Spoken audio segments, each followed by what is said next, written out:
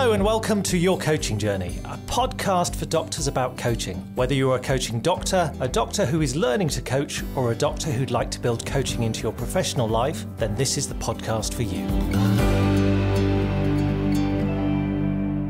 Hello, I'm Tom Dillon, and with me, actually not with me today, is Helen Leathers. She's out today, so I'm flying solo for the first time on the podcast, so this is new, and I'm feeling a little bit apprehensive about that. I don't know why, but so she will be back next time. So joining me today, I'm delighted to say, is Caroline Walker. Welcome, Caroline. Hi, Tom. Thank you so much for having me. It's a delight. We've been wanting to do this for some time, so it's a shame that Helen's not here this morning. But we've had a connection for the last 3 years. So since we started the podcast, and we've been looking to get coaching doctors onto the podcast, this is the first time our diaries have coincided. So I'm delighted to have you here. So let me just introduce you. I feel like I need a drum roll, really. We'll perhaps get Pete to edit a drum roll. Yeah. So Caroline is a psychiatrist, a therapist, an author, a speaker, a coach, a trainer, a podcaster, and an expert in doctors' wellbeing. And probably most important, well, I don't know whether it's most important to you, Caroline, but the thing that you're known for is being the founder of The Joyful Doctor. And I think it's fair to say now that you have become The Joyful Doctor. That's a label that, oh yes, The Joyful Doctor. And within The Joyful Doctor, you obviously have a real passion for helping doctors, and you would like them to live happier lives full of reward and meaning, and you want to connect them with doing more of what they love. I think that's your mission statement, isn't it, for The Joyful Doctor? So let's do a little bit of a plug for The Joyful Doctor. Tell us about the work that you do there. Oh, bless you, Tom. It's a lovely intro. The Joyful Doctor kind of came about because I myself really had a tough time as a doctor. You know, from an early stage, from my first jobs, I really struggled with my own mental health and well-being. I got burnt out, I got depressed, I was an alcoholic, I was drinking far too much, didn't realise it at the time. And I was incredibly lucky that I had a few, very fortunate experiences of being really well supported through that to be able to get better and to continue working as a doctor. But sadly, that isn't the case for every doctor out there. And for me, I wanted to set up an organisation that would, just destigmatise the fact that doctors really struggle with their mental health and their well-being, and give them a place of, that they could come, a place of hope and inspiration, where they could say, oh, it is okay. It is all right to struggle, and it is all right to get help. And so that's how The Joyful Doctor came about. And the way we do it, all the different things you listed, the different things that I do, that's how I built it. It was kind of, what do I enjoy? Because that's one of the messages. I want doctors to know that it's okay to do what you love and to do work that is meaningful to you, that doesn't harm you. I think that's a really important message. Good. And obviously now The Joyful Doctor is a much bigger organisation. You have a whole panel of coaches that work for you. Yeah. So it started just with me and my couple of brothers, actually, who I'd always wanted to work with. They're not doctors, but they came on board to help me set it all up. And then gradually over the last few years, I kept meeting these wonderful, inspiring people, mainly doctors, a few non-doctors as well, who I just thought, could be doing this work as well, could be reaching doctors. And so now we have about 25, 30 coaches, I think, and a few trainers and people doing different things. And we're just taking on a couple of people at the moment who are going to help us to reach medical students. And so it's growing organically. I like to think a bit like a tree. I'm not really in control. Yeah. It's just sort of spreading its branches. But that's lovely, isn't it, for it to become much bigger and to be able to offer more doctors that. Yeah, ideally, we'd like every single doctor to get that message, right? That it's okay to be them, to struggle. It's all right to make the choices you want to in life. I think there's 10 million doctors in the world, so we've got a way to go to reach them all. But we are just launching our new membership so that any doctor can become a joyful doctor. So that's really exciting. So so we'll post the details of the Joyful Doctor in our show notes so everyone can have access to that. Lovely, thank you. They can connect with you around that membership, and obviously any doctors that are looking for that support can get in touch as well. Thank you. So thank you for telling us a little bit about that. So obviously this is our coaching podcast. So the topic of conversation this morning is coaching. So tell me, you obviously had a background in psychiatry and therapy. So how did you come to add coaching to your portfolio within your professional life? I was trying to remember this actually. And I think it was just one of those weird and wonderful life events where you sort of meet somebody randomly who then tells you about something random, and then you go to that thing, and then something else.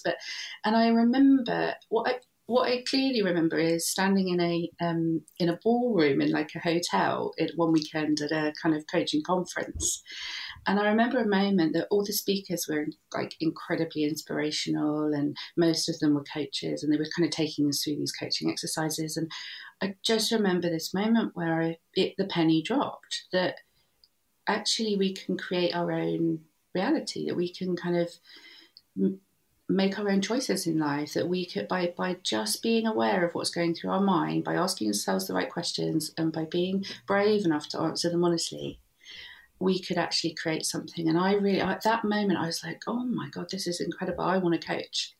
And I was, like many doctors I know who want to coach, absolutely flooded with all the negative thoughts. Then it was like, oh, but I can't, I'm not qualified enough. It's not, I can't do this, all those sorts of thoughts. And then I thought, well, do you know what? I'll approach this in a coaching way.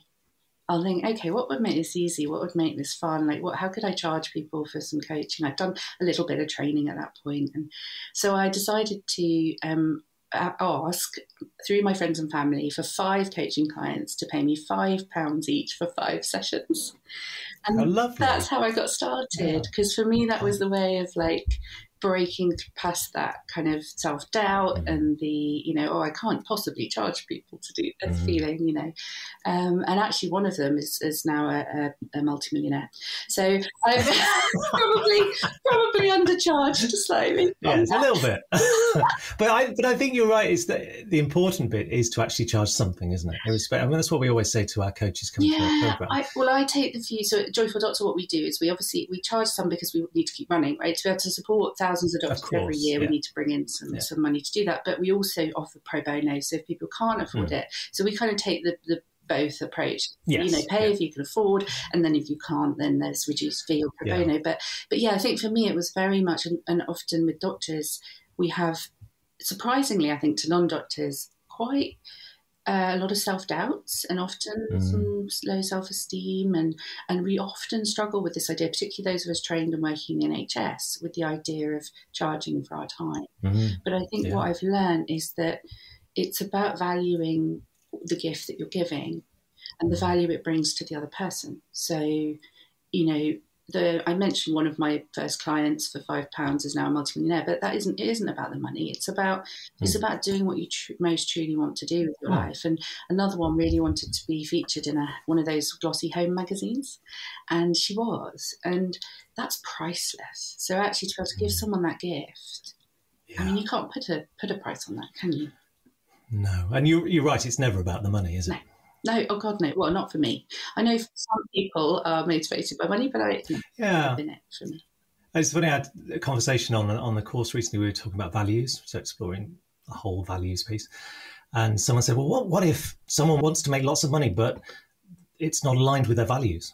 What they want to do isn't aligned with their values. And I said, so that's a really good conversation to have. And it would suggest that making money isn't the thing if their values is something completely different. Well, and also from a coaching perspective, I'd be thinking, how can you do both, right? How could you do something that's aligned with your values that makes a lot of money, right? And that's where the magic, it's like that right question, that right kind of spin on, or that way of opening up your brain to think of it in a different way. And going back to what we were saying about doctors and their struggle with charging, I had someone on the course that was concerned about charging and said, well, I think I've got this block about running a business. I said, but you're a GP partner. You run a business. She said, Yeah. oh, yeah. Oh, yes. Yeah. And she said, but I think it's just explicitly charging for something. I said, but you're an appraiser. That service gets charged for. And she went, oh, yes.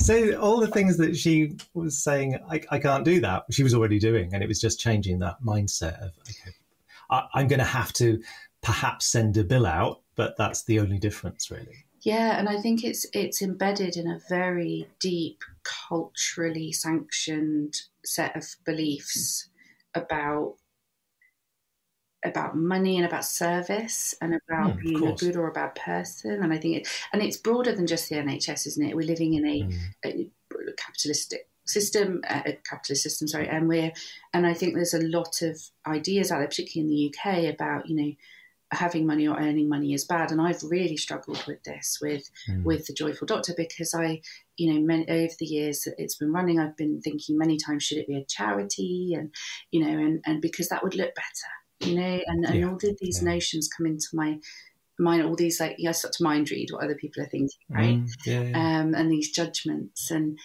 actually I have to keep coming back to what's the why, what's the meaning, what's important. And actually for me, it was really important that I had complete freedom and joy in running it. And I think doctors often limit themselves. They often feel like they're being, unfaithful almost, or to the NHS if they're doing something private. And it's tough, I think, to make that shift. Yeah, we certainly see on our Transformational Coaching Diploma that people go on that journey. At the start, they think, well, how is this possibly going to fit into my work as an NHS doctor? But they all find a way. And some of that is doing work within the NHS as a coach. But I do some work. I work with a wonderful service called NHS Practitioner Health. Do please put a link in the show notes for that as well, because that's a free and confidential service for any doctors struggling with their mental health service. Struggling with their mental health. There's a Freudian slip for you. Many of them are struggling with Yes. Yes. Good. So that's sort of how you got started in the coaching world. Yeah. So how would you describe your approach to coaching? So I take a really eclectic approach. I mean, one of the things I love, Tom, about your course, so I did your course, as you know, obviously, but the listeners might not know, a few years ago, and hence why we've since developed the coaching diploma for doctors, and then hundreds have now attended that. It's fantastic. So one of the things I loved about your course was that it was a really broad approach, lots of different types of coaching, styles of coaching. And for me, that really appeals. I love having like a little smorgasbord of different theories that I can pull from, and different kind of strategies and tips and ways of doing things. And overall, I'd say my coaching approach is quite intuitive. So I usually kind of follow my gut when I'm working with someone and just think, what do I think would be most kind of useful in this particular moment? So, yeah, intuitive and eclectic is probably how I'd describe it. Good.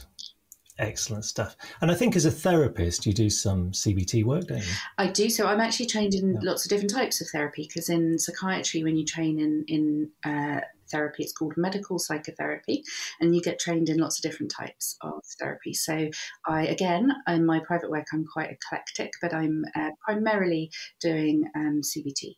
I really love a bit of kind of actually just getting real in the moment, working with our thoughts and our feelings and our behaviours right now. I find that really joyful and freeing, and it works, and it's quick, and people get better, which is lovely. So.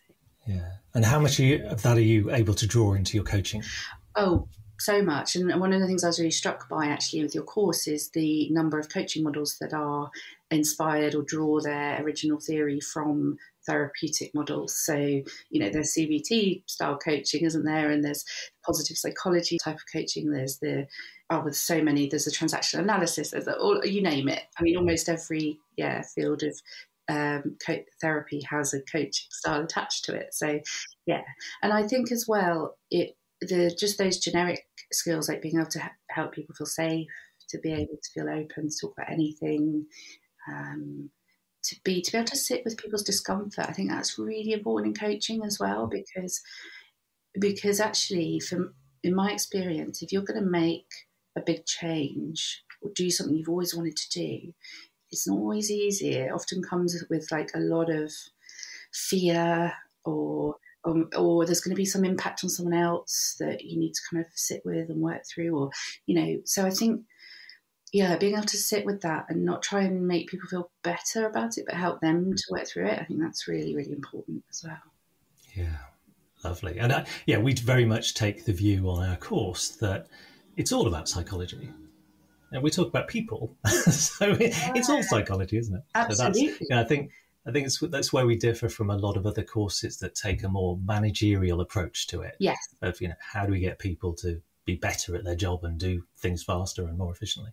So we're much more interested in that transformational change that people want to bring about. Absolutely. And similar at the Joyful Doctor, our coaching is very much wellbeing based. So yes, we will talk about whatever you want. We can talk about career change. We can talk about mental health struggles. We can talk about whatever's going on. Because I think we recognise that doctors coming for coaching are often going through a career struggle, or doctors who are going through a career struggle are often struggling with their mental health, and doctors who are struggling with their mental health are often wondering about their career. And it's this really sort of grey muddled area, and where some coaching approaches say, well, we can't go there.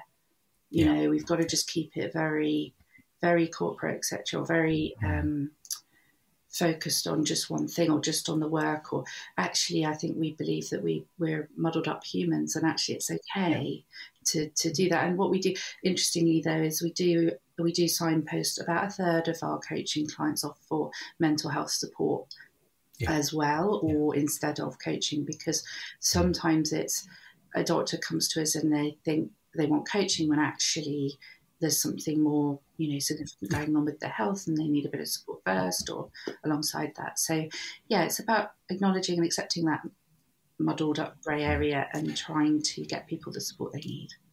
Yeah, and I think that's something, again, that doctors coming to learn how to coach have qualms about, is that grey space between coaching and therapy. And what I will always... Some are very, sorry, Tom, to interrupt, but some are very comfortable working in that space and some aren't. So at Joyful Doctor, we offer all sorts. So it's kind of, we have a few coaches that really like to work with that and a few that don't, and we'll match people up accordingly. So, yeah. And when we're training people, we always say that you can have a conversation with someone that needs therapy. That's okay. You can talk to them and talk it through. And if the decision is that actually this is something that sits better with therapy, then that's fine. That you move them on to therapy and make sure they get the therapy.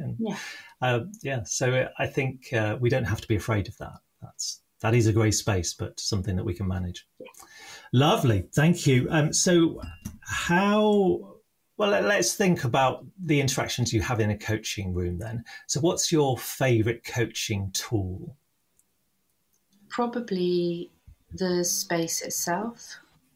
Lovely. Actually. I like that. Yeah, I thought you were going to ask me what my favourite question was. And then when you said tool, I really think sometimes I don't have to do anything. It's like just that person having given themselves permission to show up and give themselves that space to think about them and what they want and to be who they really are is enough. And it just, if you can just hold that space, it just unfolds and it's magical. And I've certainly experienced that on the other end. It's like permission to just be me and be honest and be scared, but not avoid the thing that I'm scared of. Yeah. And that goes back to what you were saying in the previous answer around the relationship. That connection between you and the coachee is really important, to provide that safe space and allow them to go to those uncomfortable places. So that's a great answer. Yeah, so I was going to say I felt it sounded a bit up myself. I was going to say my favourite tool is me, but it isn't me. It's because I don't think it has to be me. That's the thing. I think it could be anybody like me that is hold that space. And so it's definitely me. It's the space. Yeah, and that again, that's something that unfolds in our 6 months with training people. When they come, they just jump in.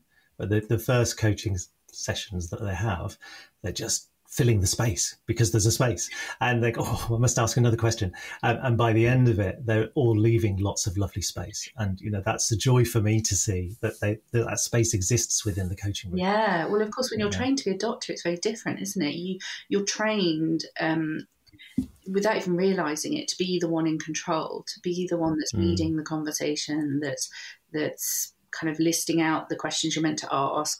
And there's almost this like mental checklist in our head all the time. And with coaching, it's very, very different, and I think it all comes from the coachee, doesn't it? And I one of the hardest things I had to learn was to say less. And particularly as someone with ADHD, that's quite challenging. I literally have to muzzle myself. But when I do, it's so powerful. The most powerful coaching conversations I've ever had, I've said maybe 6 things in an hour. Yeah, I've had similar experiences. I heard someone recently, a doctor recently, described this as, in a consultation, in a medical consultation, it's the specialist thinking in, and in a coaching session, it's the coachee thinking out.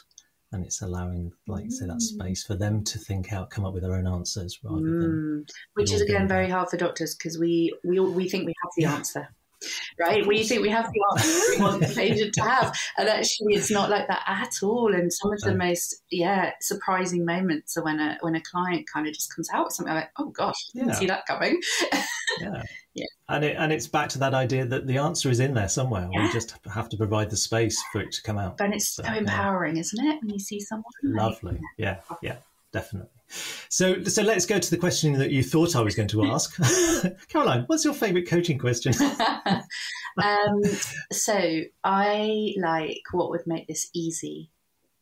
And I will say it to people and they'll often have a reaction a little bit like you just did, just slightly muted. So it's not like, oh, yeah, that's a great question. It's like, oh, yeah. Because actually we're so unfamiliar with the idea that life can be easy. And a lot of people come back to me and say, what about easier? What about easier? Would that be easier? Easier might be easier. And I'm like, no, let's actually challenge ourselves here. Let's go, what made this easy? Like we were talking before, and I hope it's right to bring it in about, a problem involving needing to find a really long pole for something. And it's like, what would make it easy? What would be easy to solve that solution, to that problem? I think for me, it just opens up that idea that it doesn't always have to be a struggle, doesn't always have to be hard. And for doctors in particular, it helps them to connect to the idea that they can get help.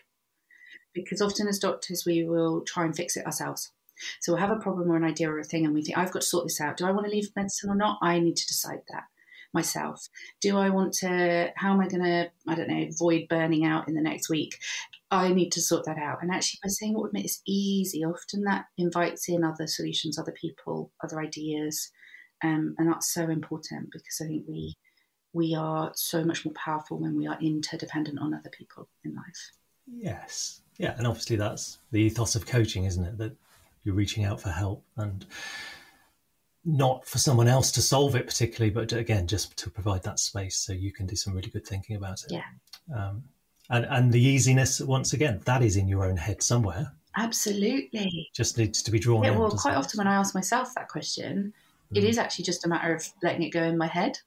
Like not like rattling, not battling with it, not like, you know how we do as human beings. It's so natural, isn't it, that we kind of churn our problems over and we fight with them. And actually sometimes just going, oh, do you know what? I'm just not going to think about it for a day or two. Yeah, absolutely. Yeah. So if I were allowed a second question, it would be, what would make this joyful? Lovely. So some great questions you're coming up with. I'm going to steal both of them. Thank you, Caroline. You're welcome. So away from all the work that you do and the many roles that you have in your professional life, what makes you joyful outside of your professional work? Oh, it's a great question for me at the moment because I am an addict in recovery, and I am just in part of my recovery journey at the moment is trying to have a bit more fun with my life, because one of the things I tend to do is be a bit too serious.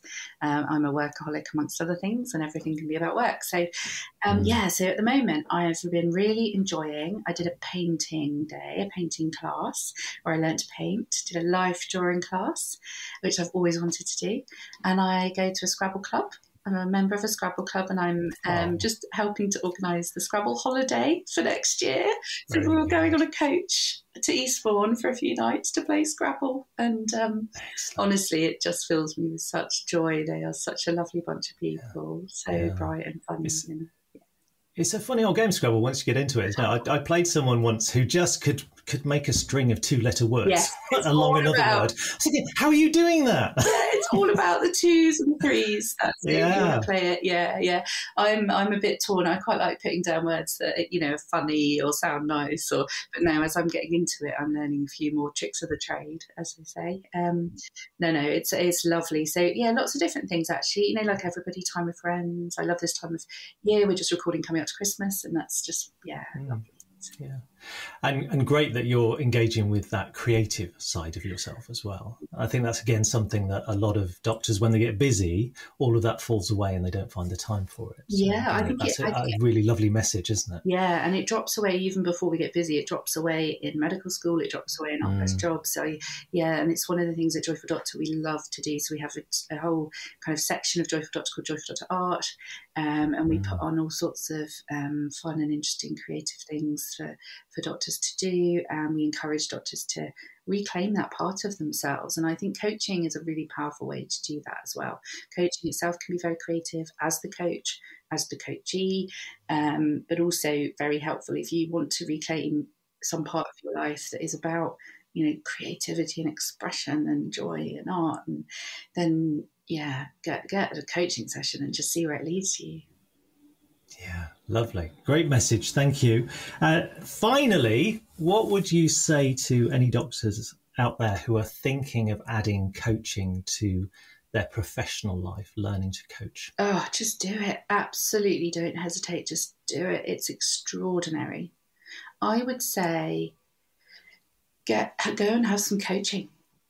Come to Joyful Doctor, get some coaching, find a coach near you, just experience it for yourself, and you will see just how extraordinary it is. And then just do it. And if you're wondering which course to do, then I'm absolutely, without hesitation, would plug your course, Tom. I think I've done it myself, loved it. It was so enjoyable, so well set up for doctors. You're not kind of treating us as if we don't know anything, but you're really aware of the fact that we might have to unlearn a few things that we've learned through being doctors, like how to not give the answers, things like that. And it's just a wonderful breadth of all the different kind of core coaching models that are out there, and it's just a lovely group of people that you get to kind of meld with over those few weeks, and it's just wonderful. So I would say do it. Get some coaching for yourself. To give it a try, see the magic of it, and then give it a go and just enjoy it and see where it takes you. Yeah, it's lovely. We didn't really talk about you coming to the course originally, other than to mention it, but you were on the very first cohort of the Transformational Coaching Diploma, and really you and Sarah were the inspiration for us running it as just a doctor's course, because we recognise that actually having a group of doctors, like you say, you come with some transferable skills, you come with some knowledge that's in there, and so we can move quite fast. Yes. But also, you all come with similar traits in terms of what you have to unlearn. Yeah. So it's a really nurturing, supportive environment. Oh, it's incredible, and it doesn't surprise me that the 100 and something, I know there's been quite a few people on it now, that every single one of them has given lovely positive feedback, and it's just such a wonderful community. And the wonderful thing about it is it's so open what you do with it then. You can use it in your everyday life as you are now without making any particular changes, or you can, for a lot of doctors, it's a wonderful way to start exploring a portfolio career, doing other things. And no, it's just wonderful for your professional and your personal life. I'd say it's not just about work. Yeah, and we've had doctors that have used it in appraisals, they use it in mentoring, they use it in training, and actually use it with patients as well. It is a useful tool, not with every patient, but when people come in and you can tell there's something going on for them that needs talking about. Absolutely. It's a great tool to be able to use. Well, I think every doctor should be trained in it.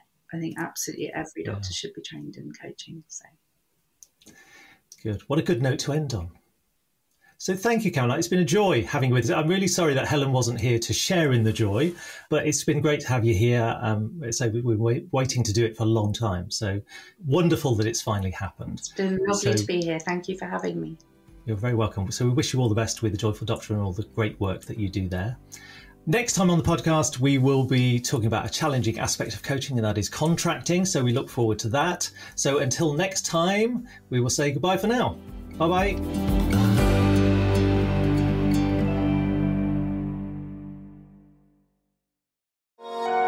This has been a Monkey Pants Productions podcast.